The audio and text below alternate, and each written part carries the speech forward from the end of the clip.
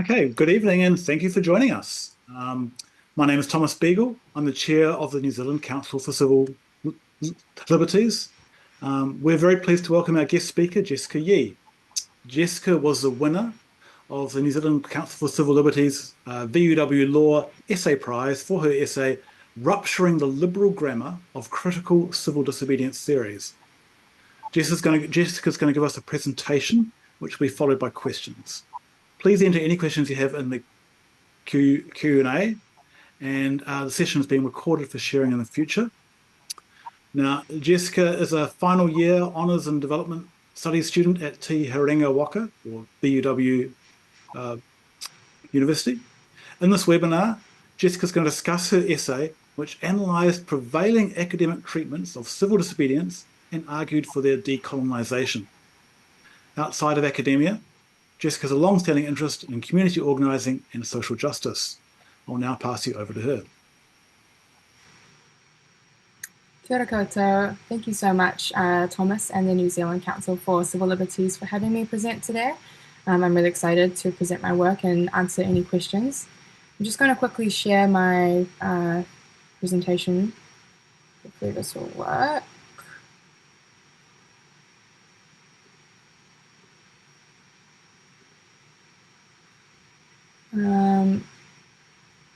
Wondering if people can see that presentation there.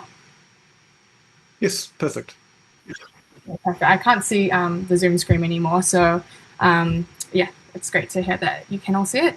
As Thomas said, my essay was titled Rupturing the Liberal Grammar of Critical Civil Disobedience Theories, Decolonial Refusal of State Recognition and Affirmation of Alternative Lifeworlds.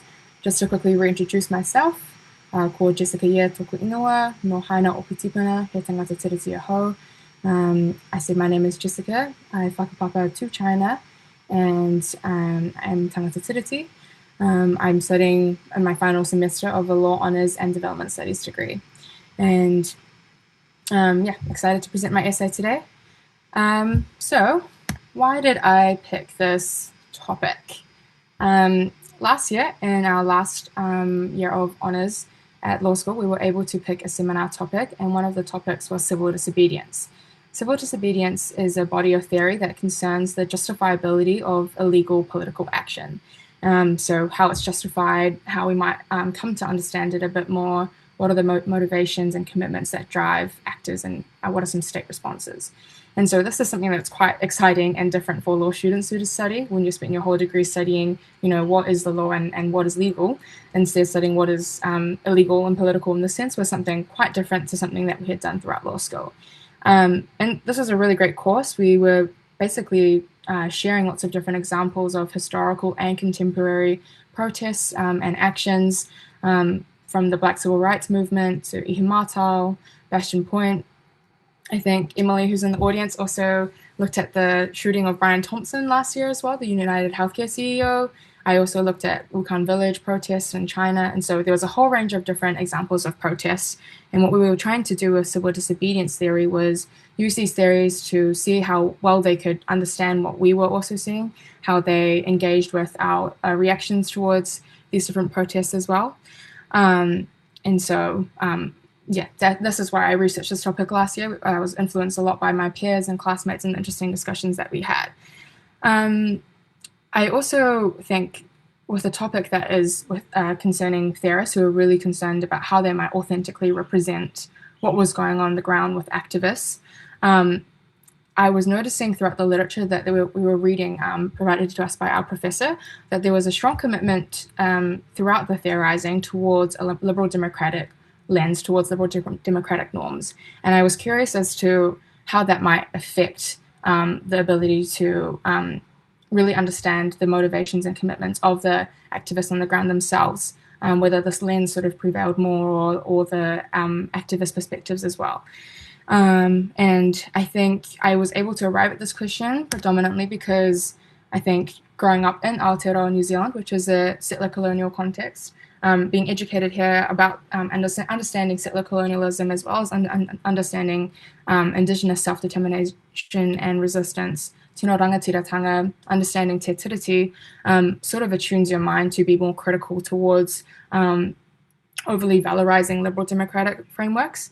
Instead, we were also asking questions throughout law school, such as when we talk about rule of law, whose law? How was the acquisition of sovereignty lawful? It was not under tikanga. Is Te Tiriti honoured today? No, it's not. And so these questions were already preparing, I think, a lot of my classmates and myself for having quite a critical disposition towards when we talk about political action being illegal, what do we really mean by what's legal or not? And so I think that was a key influence for the kinds of discussions that we had in the class and then later my own essay. Also, here I have the Wukan village protest, which I mentioned earlier. And so in about 2011, in Wukan, which is a small village in China, there were lots of protests going on because the local government was expropriating locally owned land without the consent of the members of the village and also without providing fair compensation. And so what they ended up doing was they had lots of protests that effectively ousted the government officials and police from their village at one point for a good period of time. And they were pursuing, one of their demands was that they wanted to reinstate democracy on their own terms in a very local way. Now, I thought it would be easy from reading some of the civil disobedience theorists that we had studied to understand the movement from a liberal democratic lens, because it's quite easy to think, well, maybe liberal democracy is the highest form or best developed form of democracy that we should desire. But actually what they were pursuing on the ground was a very grassroots form of democracy that fell in accordance with their own local traditions and customs. And so really, it was really something of their own. And so that learning about that earlier last year also influenced my criticality towards overall liberal democratic frameworks in the civil disobedience theory. Oh yes, Palestine action. So this was another key example that influenced my thinking that we're talking about during class. So Palestine action was then labelled a terrorist group by the UK government, and the outcome of that, one of those outcomes were a lot of people who would just peacefully hold a sign saying, I support Palestine action, sitting on the streets and protesting, they would just be arrested. A lot of these being elderly people as well, being arrested for peacefully protesting, using their right to freedom of expression, right to freedom of speech, being arrested for holding up a sign. And so I think for me, this was such a confronting thing that was happening in the news, because it really solidified the idea for me that a liberality is never too far from liberalism in places that we consider to be strong liberal democracies. That very quickly, these states that we think are solidly liberal democratic, they very easily declare like a sort of exceptional, like we're in a state of exception. This is the logic now at play, and this is what we can do to maintain our power when we feel that power is being quite threatened. So that was also a key influence. And then also what I discuss in the essay as well is the occupation of Oka led by Mohawk women, Indigenous women in Turtle Island in Canada. I think that is just like two of the key authors I studied came from this context as well in Canada. And I think their writings were greatly applicable to our context in Aotearoa, New Zealand as well. So all to say, these were some of the influences, and I hope that pikes a bit of interest in what I'm about to talk about. So, yes, as aforementioned, research questions. Are civil disobedience theories representing illegal political action authentically, as they so claim, to be able to theorize what's going on in the streets, not just what's happening in academia? And so then this led to my more fleshed out question of whether the literature on civil disobedience is more committed to upholding liberal democratic norms a priori. So that being more important than really understanding what's going on, or are they more committed to understanding, what's going on the ground with civil disobedience? So a bit of an overview for today. I've already covered why this topic and research questions. Next, I'm going to go into a bit of a literature review, which I hope to frame as a bit of a conversation between the different authors that we studied and reactions against each other, because I think it's a bit of a niche academic area. So hopefully I'll try to make that as understandable as possible. And then we'll move on to critique. So what were some overarching themes I found in my literature review, and what are the criticisms I have of the literature? And then the next bit being shifting towards a decolonial a way of thinking, so pivoting towards that. This is a bit of an interlude to help reposition myself and also the readers who are reading the essay to shift towards this way of thinking. And then the provocations from decolonial theories component will be a bit of like, I guess, civil disobedience theorists, please meet some decolonial theorists and see how they engage, what's provoked, what comes out of that. And then conclusion, and we'll have time for questions. So onto the literature review. John Rawls is a very famous political theorist, and he was famous also for his theory of justice book, in which he also covers a theory of civil disobedience. He proposes a liberal theory of civil disobedience. It's the most infamous one, probably the one that has most pervaded like mainstream conversations outside of the academic bubble. And so he prescribes actually civil disobedience according to particular criteria, that it must be a public, non-violent, conscientious, political, yet unlawful act aiming to change the law or policies of the government. So it's quite a narrow criteria. He also thinks that civil disobedience must be a last resort. It's used to address significant injustice, which might be to draw attention to the violations of either equal liberty or fair equality of opportunity.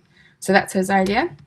And then along comes Robin Salicates, who is a radical Democrat, and he reacts quite adversely to John Rawls. He thinks that John Rawls's definition of civil disobedience is far too narrow, and in fact more actions should be able to be counted as civil disobedience, so they can also be stamped with the legitimacy of the civil disobedience stamp. And so he says that civil disobedience is a principled, collective, political unlawful act. So he's dropped the criteria of publicity and nonviolence that represents the radically democratic practice of challenging not just laws or policies, as John Rawls said, but also institutions, norms, practices, and self-understandings. So from his perspective, civil disobedience looks like a collective of people challenging the power, some exercise of power by the state. They come together to express the will of the demos of the people against something that the state has done that they consider to be unjust. And so he thinks it's civil disobedience, more drastic forms of civil disobedience than that permitted by John Rawls can be justified for this very democratic purpose. He's influenced by Hannah Arendt, who was his predecessor. So I include her in my essay to just give a bit more color to what Robin Salicates was on about. She had many famous ideas, but one of them was about her ideas concerning the horizontal social contract. She believed that the right to dissent was at the heart of an enduring and consensual social contract. So for your consent to be valid, you have to always have the right to dissent, to disobey the law, so that you can once again come up with something, resolve some issues, and then come together and then consent to the social contract again. And so she really influences Robin Salicates' ideas. Then we have Robert Jubb come along. He talks about disaggregating political authority. And so he says, hey, hang on, Robin Salicates and John Rawls, maybe what you're saying, you're kind of speaking to two sides of the same coin. You're speaking in a binary way. What we need to do is disaggregate political authority. He thinks that John Rawls is upholding this prescriptive criteria for a context of a society that is nearly just. So liberal democracy might be quite strong on this context, and so you can have like a more prescriptive criteria. And he thinks Salicates is speaking to a context in which liberal democratic institutions are failing a lot more, and so because of this erosion, more drastic action can be justified. And he's saying that Salicates is a bit convoluted in his critique of Rawls because he's not identifying that they are speaking to these two different contexts of political authority or order. And so he's saying what we should do is disaggregate political authority. We should look at a spectrum of how, how bad things are with liberal democracy. And on the other end, a spectrum within what sort of action is justified in response to ameliorate the erosion. I've also included Louis Crabera, who looks at global and transnational forms of civil disobedience. The previous authors have all looked at more domestic forms. And so he looks at unlawful political acts by citizens and non-citizens who appeal to international law, so existing instruments such as rights treaties, that kind of thing, and to get states to be accountable to those, or acts that also then challenge like the underlying structural principles of the global system, such as challenging state sovereignty, challenging their borders. And he talks about two different contexts in which these actions might arise, one being political recalcitrance and the second being arrogance. Recalcitrance is a bit more easier to deal with than arrogance. Arrogance, it's more difficult to enact change. Finally, we have Candace Delmas, who came up with this concept of incivility. She's sort of reacting against Robin Salicati, saying, I don't like this idea of broadening the category of civil disobedience. Actually, what a lot more of the drastic actions, what these activists are doing is that they're deliberately evading norms of civility, and so they don't want to be counted as civil disobedience. We're going to call this uncivil disobedience instead. This includes actions that are covert, evasive, violent, or offensive, and she wants to justify them on their own terms because she thinks that's a stronger argument than sort of saying that, oh, these things are actually part of civil disobedience. So that's the literature review. It's a bit dense, but hopefully everyone's following, and I can also answer questions at the end. I'm going to move on to the next section, which is about critiques. So my overall critique, which I will really try to unpack, is that liberal democracy is this framework that is very universal and hegemonic throughout the civil disobedience literature. I know all the previous theorists that we've just discussed, they seem quite disparate, quite diverse in their ideas, but I'm going to explain how I was able to identify this common thread throughout the literature. So my first critique, so this overarching critique underlies these three separate critiques I've got underneath. The first being that civil disobedience seems to be justified when in the pursuit of liberal democratic ideals.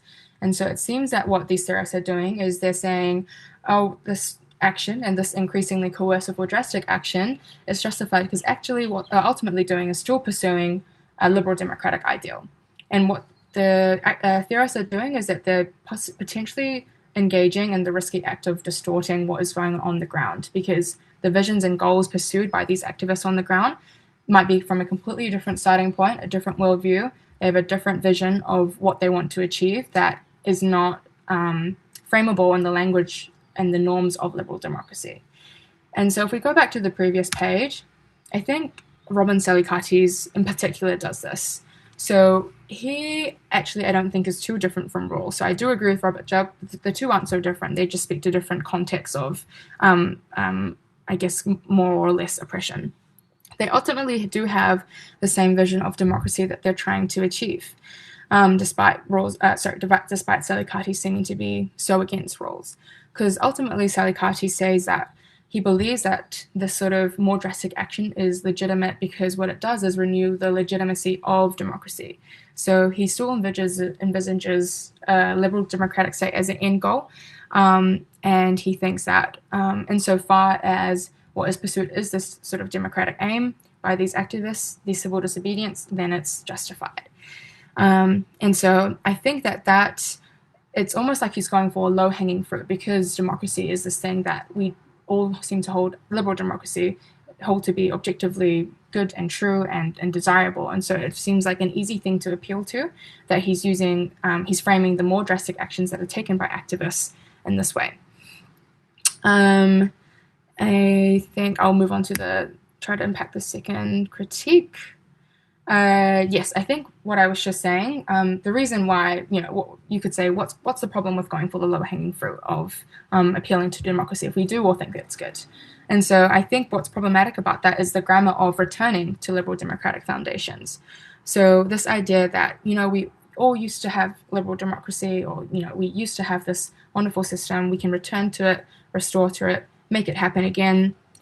We see this language happening across a lot of liberal democratic states right now, in the United States as well, and in New Zealand, to go back to our roots in this way.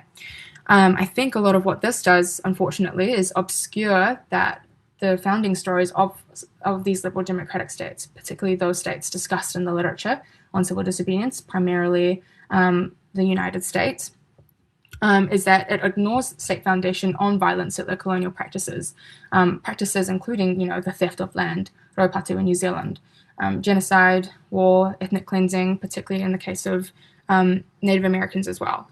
And I think what that does, and so I think that's why the appeal back to the liberal democratic norms can be problematic, especially when we're talking about actions coming from those pursuing decolonial goals. And I think in particular, this comes through Sally Carty's literature because of Arendt. So Hannah Arendt, when she's talking about this idea of the right to dissent, she's talking about, she uses the phrase beginning again, the continuous need for revolution and beginning again. But I think the question that is asked by another author that I've mentioned in my essay is she, asks this question of who gets the right to begin again?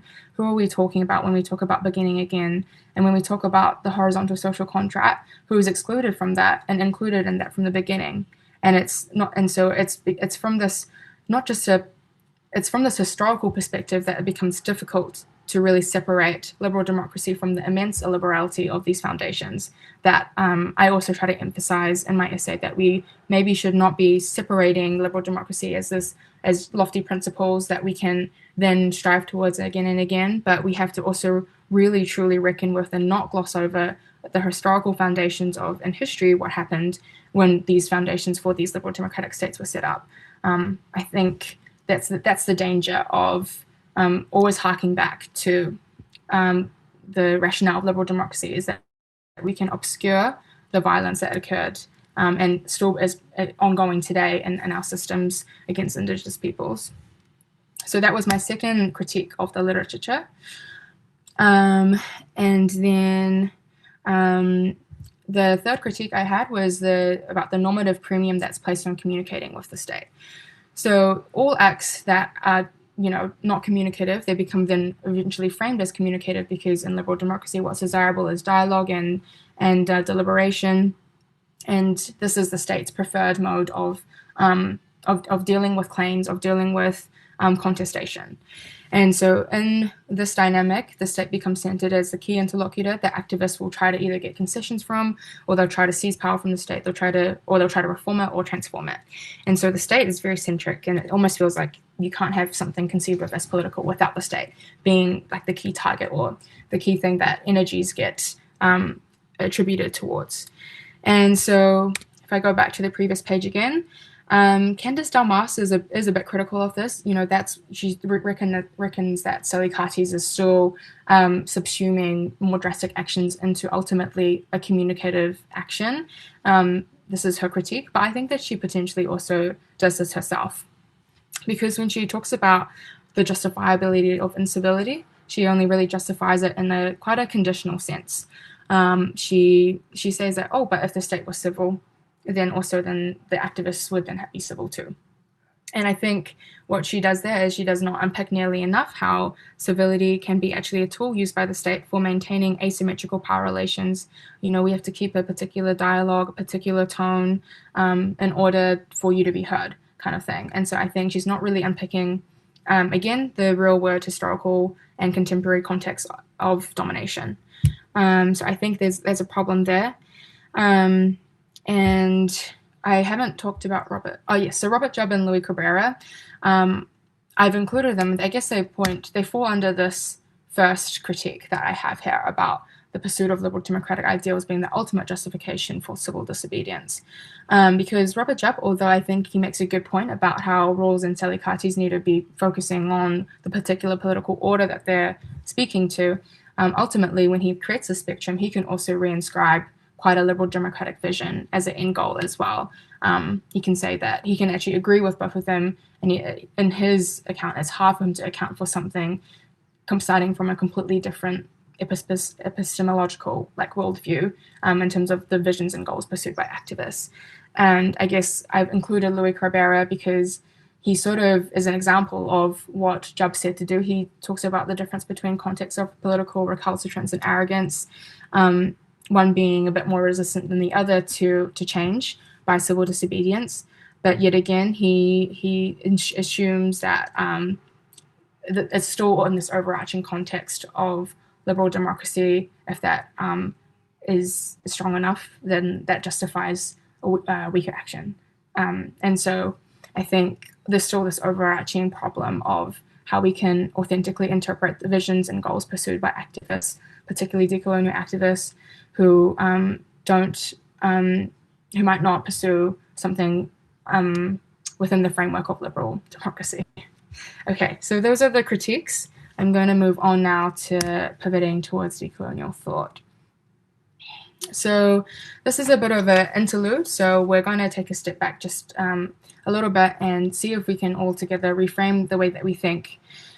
To reorient ourselves towards decoloniality. So Erin Pineda, she put forward what I thought was the most persuasive account of civil disobedience.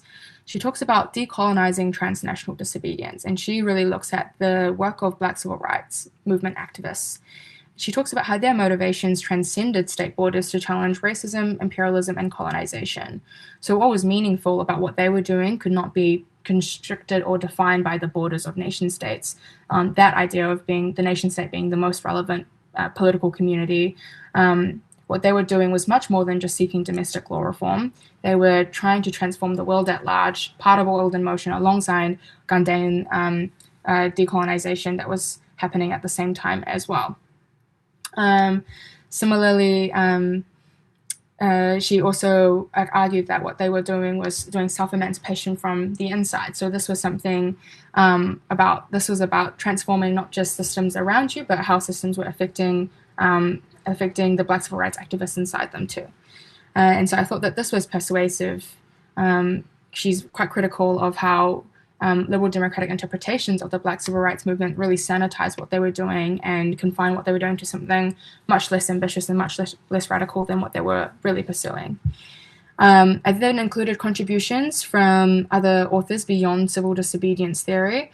So the modernity coloniality school from Latin America talked a lot about epistemic disobedience. So this is the idea about questioning what we take to be normative, known, or imaginable, about questioning, putting things that were previously beyond reproach, such as liberal democracy being this naturalized good that we should all desire, into question, because this was part of the key of resisting how Eurocentrism and imperialism worked, and from the mid-20th century onwards, after the legal independence of a lot of post-colonial states. However, what this school provided was the idea of needing to not only look at the independence of labor or resources of nation states, but also look at independence within our own minds and how we frame things and how we approach things in the way that we think. And so this is what they mean by epistemic disobedience, the need for a rupture or delinking from predominant ways of thinking that have been assumed to be very naturalized. Another contribution from another author, Jagmeet Singh and Janet Conway, they've talked about politics from above and below.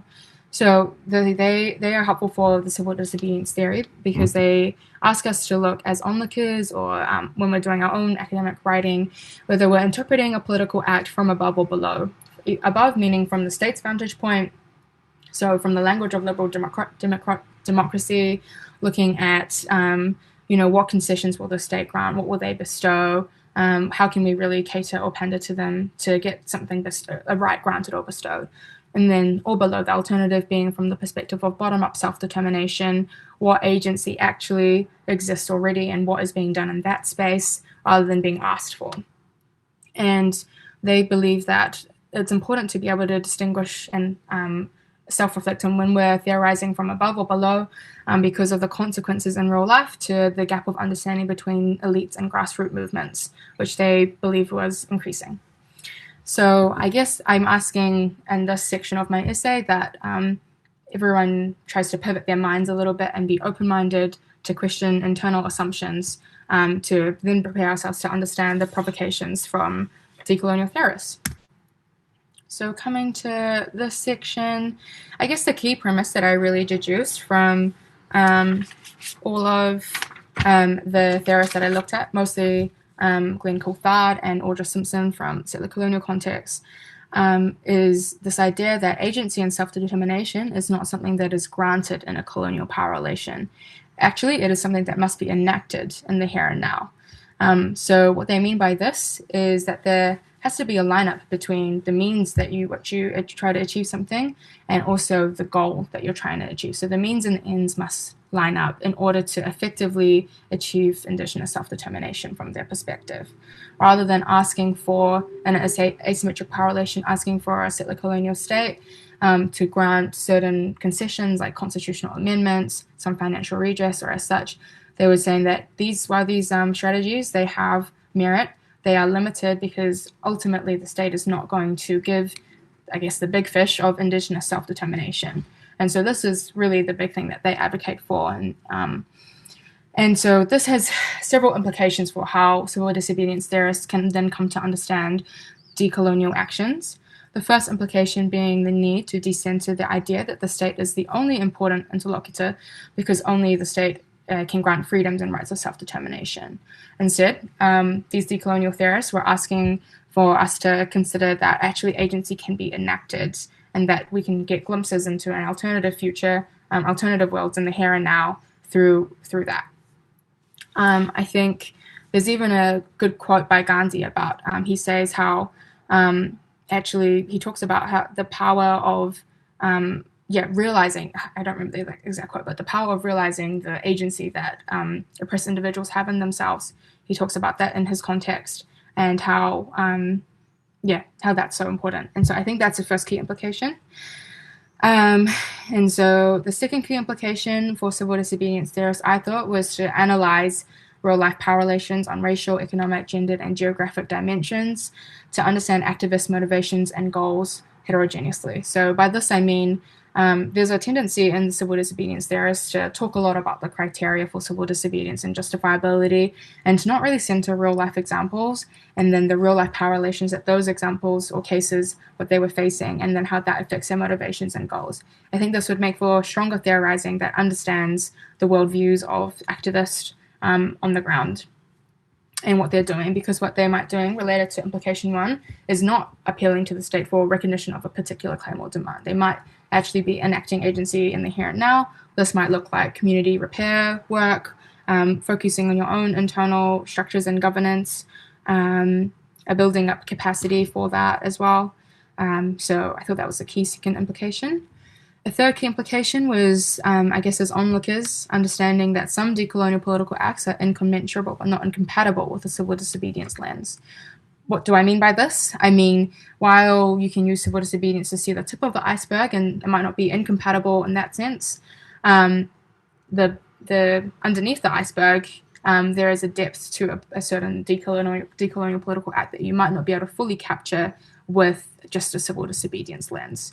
And so that's what I thought that was at least that's what I observed as well from looking at examples such as Gandhian civil disobedience, where although it's often cited as one of the most famous cases of civil disobedience, and you could analyze it through the Rawlsian liberal lens, you could actually look at the principles around Satyagraha and such, and understand the depth that these have, that these are actually novel frameworks that are created within this movement. This is their praxis.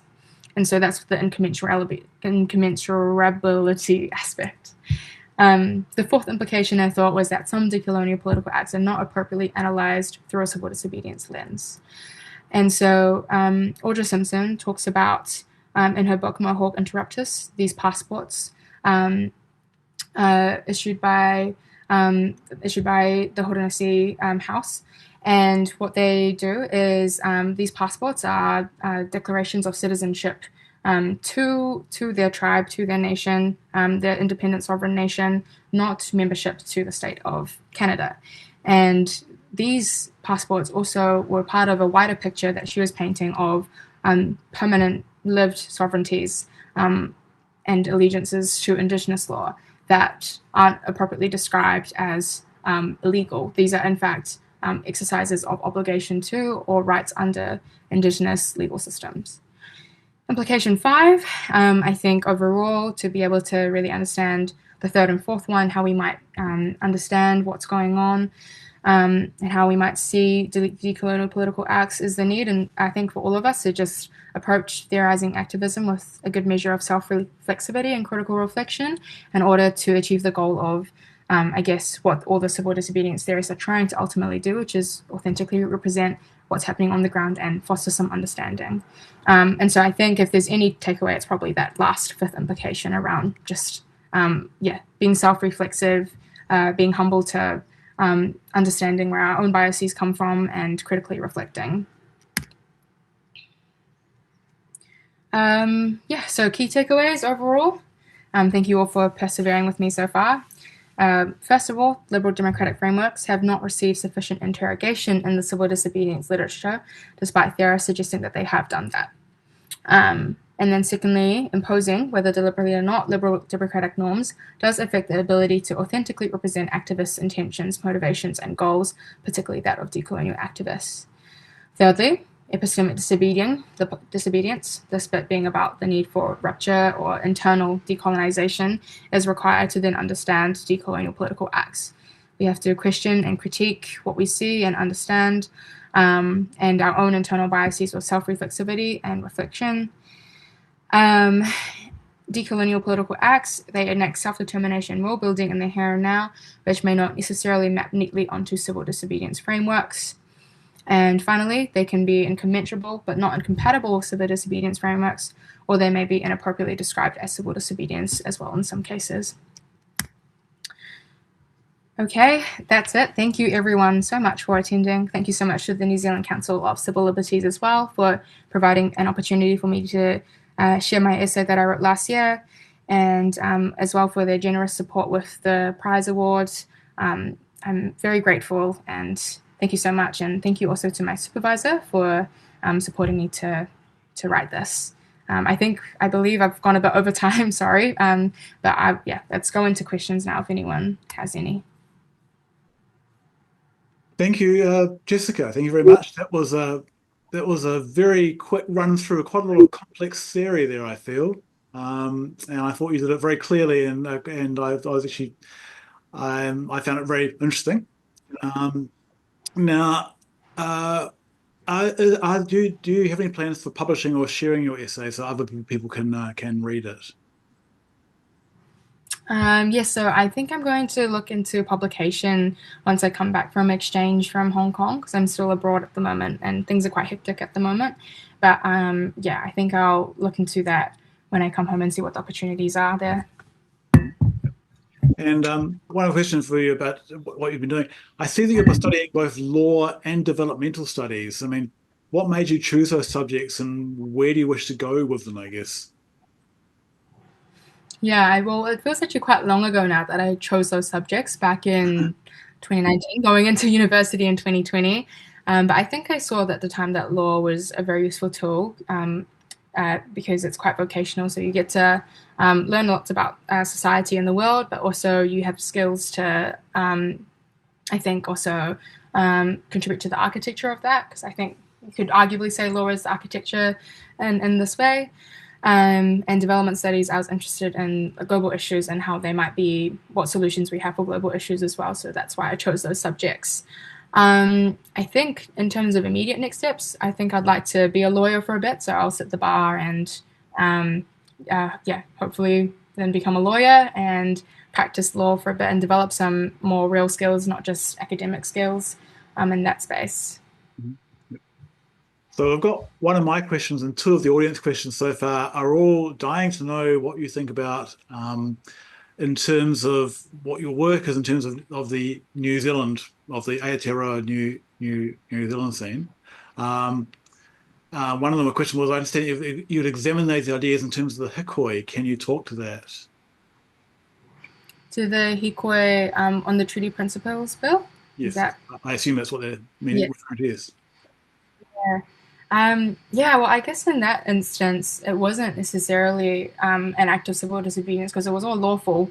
It was all, a very large, peaceful mass protest. And so I guess that was an instance in which, civil disobedience was not chosen as, the most strategic form of action because it was successful in, I guess, defeating the Treaty Principles Bill at the time. And it was all completely within the boundaries of the law. And so I guess that was an instance where strategically the organizers would have considered this is what is useful. And the thing with, I guess it's not true that all civil disobedience movements don't garner mass support. I mean, they did garner mass support when we consider Ghanaian civil disobedience and also Black civil rights. But in this instance, I think also rather than a direct action sort of focusing on a large-scale mass protest, which you could garner lots of support, proved to be really powerful for defeating the Treaty Principles Bill. I hope that answers the question. I've got a follow-up question. Basically, I mean, obviously your essay does have a lot to say about the colonial nature of politics in Aotearoa NZ, but your examples are mainly from other countries. I mean, how does your analysis tie in with the Māori struggle for recognition and control over their own lives, and how that's actually been demonstrated in New Zealand? Yeah, I think that's a great question. I would say, when I was reading Red Skin, White Mask by Glenn Coulthard, who's speaking to the Canadian context, he does speak about how actually there's a lot of applicability of what he's saying to the Canadian context, to other settler colonial contexts as well. And I think if I could go back and redo the essay, I would include more examples from Aotearoa as well. I think because so many of my classmates had covered them, I felt like I had already learned a lot from them, but I guess the essay as it stands alone, I would have included more of that. I think that there are applicable findings, because I think very much the same dynamics of like colonial governmentality, the sort of idea where particular concessions might be granted here and there, but the really big goal of constitutional transformation in Aotearoa, New Zealand, Maitiki Mai, of Indigenous sovereignty, Māori sovereignty, I think is something that needs to be worked on from the bottom up rather than something that is appealed to. So, I think lots of people will have that's a really interesting question that we can get into for quite a while, but I think there is a need to be critical as to the limitations that can come from engaging in like asking for recognition of a claim sort of dynamic that I think is applicable here as well, for all of us who are interested in and concerned with the realization of tino rangatiratanga. Now, as a supporter of liberal democracy, I found your essay quite challenging at times. You describe it at one point as a hypocritical veneer that masks enduring realities of imperial and colonial power. So could we say you're not a believer then? I in hindsight, that is quite like a harsh statement for sure. I think what I was trying to get at was that there can be a tendency in political theorizing to really treat liberal democracy as this innocent set of principles that we can continuously strive towards as these ideals that can be untainted, separate from the real world historical context of how liberal democratic states were formed. And so I think where I sit with that is that I don't think that we can't just say, oh, but there was this very violent, terrible thing that happened here, and we can recognize that, but then just keep building up liberal democracy. I think we need to see how liberal democracy might maintain this as a settler colonial state's ongoing claim to legitimacy when that sovereignty was acquired through violence and in very unlawful ways in the first place. So I think that's where that statement comes from. Mm-hmm. But I think it does matter in terms of context. So definitely in countries that are settler colonial, Canada, America, Australia, New Zealand, I think I would say that's true. But I think it also differs. Like, for example, I'm still doing my exchange in Hong Kong at the moment, and it's been interesting studying here because it's not a liberal democratic system. But the 2015 to 2020 movements were very much about one of the key demands of those movements was about the desire to start reinstating a program towards moving towards universal suffrage and democratization. And so I think it really depends on the context, and I think I would make that clearer in my essay next time as well. Because different people want different things, and in this context of Hong Kong, I guess, that looks like self-determination to them in this instance. Yeah. I've got a question for you from one of the other people. do you think if we decolonize acts of protest that fall outside the traditional definitions of civil disobedience, that helps to make them justifiable to the masses? Or do you think justifiability is not the goal for civil disobedience on the ground? If that makes sense. Ooh. Could you please repeat the question again? So if we decolonize acts of protest that fall outside the traditional definitions of civil disobedience, does that help make them justifiable to the masses? Or do you think justifiability is not the goal for civil disobedience on the ground? I think there's two parts to the question. So I'll address the first part about whether like a decolonial perspective helps make these acts more justifiable to the masses. I think ultimately in cases that might be, if it is about a decolonial goal that is pursued, I think that is kind of necessary for the goal of those activists to be successful.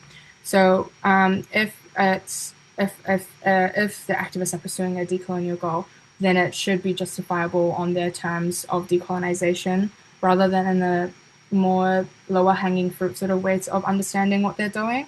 And I think that internal transformation in wider audiences individually can be so powerful. Like when you change hearts and minds, I think that's ultimately the end goal.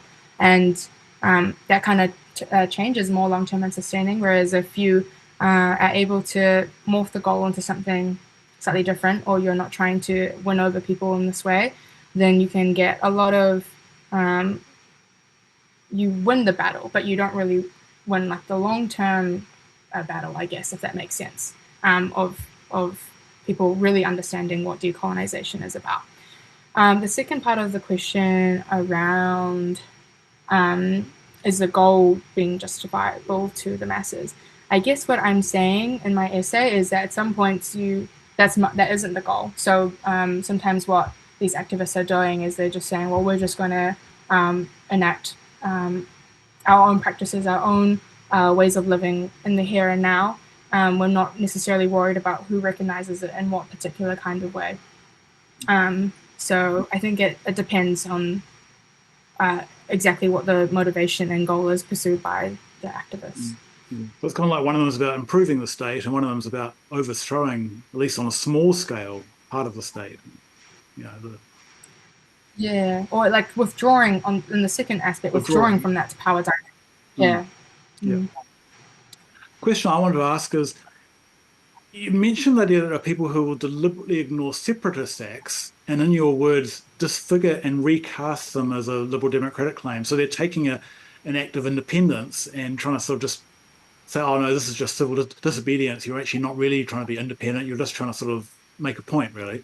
Do you have any suggestions for how activist groups can combat this? Can prevent this interpretation? How can they get their sort of real message out there? Yes. I think like this kind of thing happens all the time, to be honest, like whether it's well-intended intents to make what they're doing seem more persuasive by using the language of liberal democracy, or if it's opponents who are deliberately trying to maliciously distort what is happening, what these activists are trying to do. And I think despite this kind of stuff happening, activists kind of have no choice but to continue to just like push through and keep doing what they want to do, and to get their goals understood if that's what they want. And I think it's always useful to have clear communication. So if the front-facing aspects of the organization, like on social media or when they do an action, having a press release, being able to clearly put information out there as to what they're trying to achieve, I think is useful. And then also having clear spokespeople as well, because with big movements, sometimes what happens when movements are undermined is there's not a clear leadership or a clear spokesperson, and then different people can represent what's going on, and all that confusion can be to the demise of these movements sometimes.